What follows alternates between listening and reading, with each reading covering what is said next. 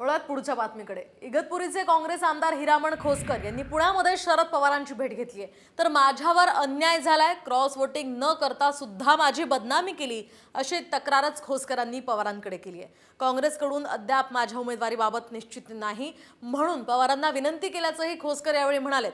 मात्र घरात बसणार नाही, माझ्यासमोर अनेक पर्याय खुले आहेत, असंही सूचक विधान खोसकरांनी केलं।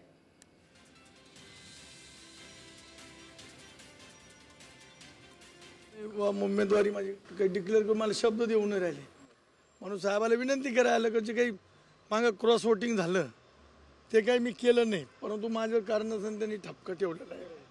मी 100% मिलिंद नार्वेकर साहेबाला मतदान केलेलं आहे। तेच साहेबाला सांगायला आलो की मला काँग्रेस म्हणून उमेदवारी द्यावा। नाही, ते काय केले नाही केली आहे हा निवडणुकीमध्ये ठरेल। निवडणुकीमध्ये त्या संदर्भातला निर्णय आम्ही घेऊ आणि